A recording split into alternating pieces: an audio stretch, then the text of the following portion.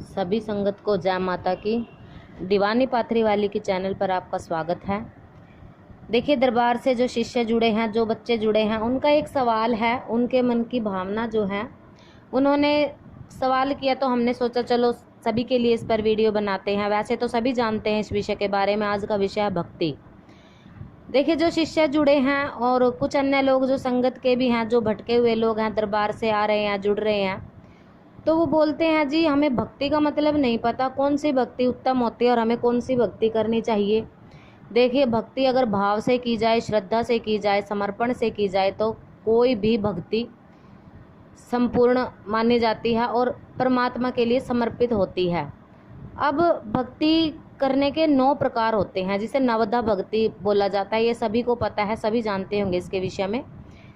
नवधा भक्ति, इसमें क्या होता है, इसमें सबसे पहले जैसे स्वर्ण यानी कि जो हमारे इष्ट हैं, परमात्मा हैं, उनके जो स्त्रोत हैं, उनकी चालीसा हैं, उनके जो जैसे दुर्गा सप्तशती में महाकाली माँ के जो उन्होंने महिषासुर का रक्त बीज का वध किया, उनके जो पराक्रम हैं, उनका गुणगान होता है, वो उसको सुनना, कथा को सुनना, ये स्वर्ण भक्ति कहलाती है।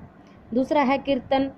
अब कीर्तन क्या होता है कि कई जैसे हम हैं, हम अपनी लेते हैं कि हमें माँ के कीर्तन गाना, भजन गाना बहुत अच्छा लगता है और इनके बारे में प्रचार करना, लोगों को बताना, ये कीर्तन भक्ति कहलाती है। तीसरी है स्मरण भक्ति, जिसमें केवल परमात्मा को आत्मचित्त से शुद्ध भाव से स्मरण किया जाए, हर समय अपने प्रभु का नाम रटा जाए। जो भक्त प्रहलाद की भक्ति थी, वो नारायण भगवान को हमेशा स्मरण करते रहते थे। तीसरी है पाद सेवनम, यानी कि पाँव की सेवा जो माता लक्ष्मी जी करती हैं नारायण भगवान के। हमेशा आप लोगों ने फोटो में, चित्र में भी देखा होगा, पाँव दबाते रहते हैं उनके। वो पाद सेवनम भक्ति होती है, जो अपने इष्ट के लिए, अपने प्रभु के लिए उनके चरण दबा करके की जाए।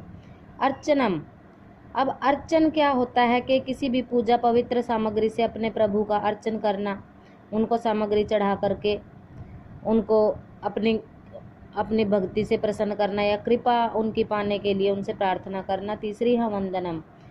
अब जो वंदन भक्ति है और कीर्तन भक्ति है, दोनों ही भक्ति बहुत ही उत्तम मानी गई हैं। और हमारी जो भक्ति है, हमें नहीं पता कोई कौन सी भक्ति करता है, पर हम अपनी बात करें तो हम कीर्तन और वंदन 2 तरह की भक्ति में ज़्यादा विश्वास करते हैं। बहुत अच्छा लगता है। वंदन भक्ति का क्या मतलब होता है कि जो अपने इष्ट की मूर्ति हैं, फोटो हैं, उनकी सेवा करना, उनको ये जो है फल फूल अक्षत इत्यादि सामग्री से उनको भोग लगाना, उनको नहलाना, उनके वस्त्र आदि बदलना, उनके लिए यानी कि मूर्तियों की सेवा करना, ये वंदन भक्ति कहलाती है। एक है दास्य भक्ति, जो बजरंगबली ने, हनुमान जी ने श्री राम के लिए करी थी।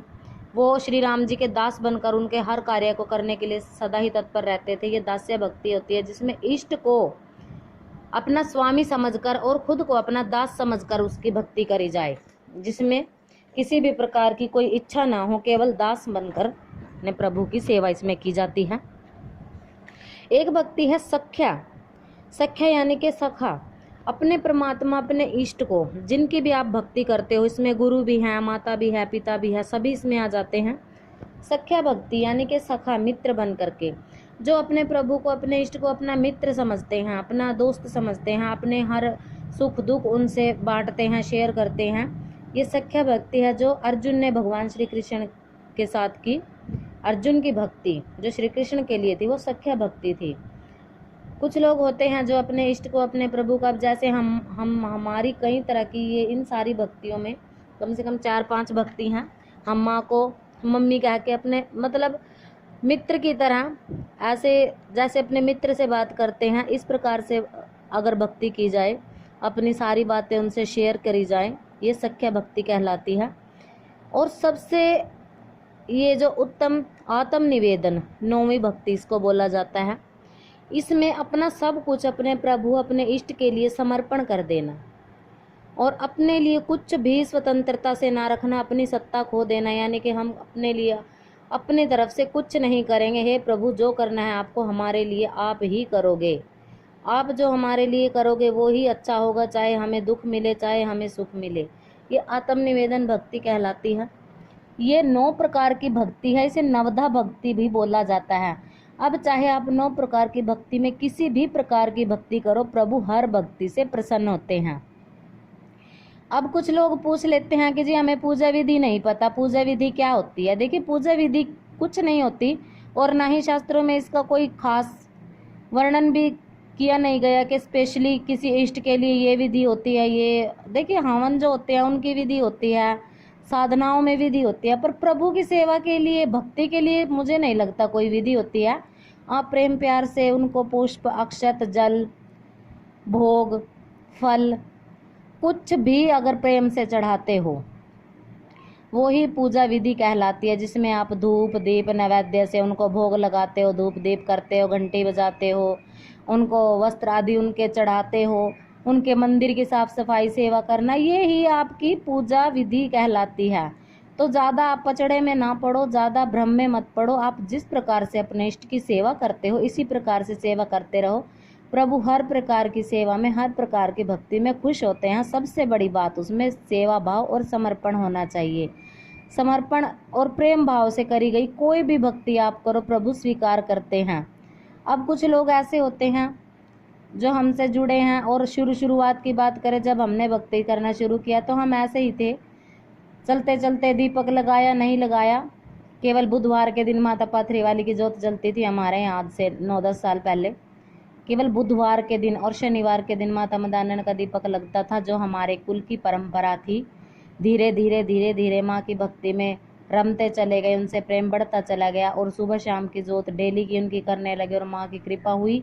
और उनकी कृपा से आज दरबार लगाते हैं, संगत का दुख काटते हैं। तो ये देखिए, प्रभु किसी भी प्रकार से आप भक्ति करो, बस सच्चा भाव उसमें होना चाहिए। तो वह हम ना पाले, जैसी भक्ति आप करते हो, जैसी आप पूजा पाठ करते हो, अपनी करते रहिए। किसी भी वीडियो को देखकर किसी के भी वहम में आकर ये मत सोचिए कि हमें विधि नहीं पता तो हमारे प्रभु हमसे प्रसन्न नहीं होंगे। प्रभु हर प्रकार की भक्ति से प्रसन्न होते हैं, पर वो सच्ची और समर्पण भाव की होनी चाहिए। आशा करते हैं आप सभी को जानकारी पसंद आई होगी।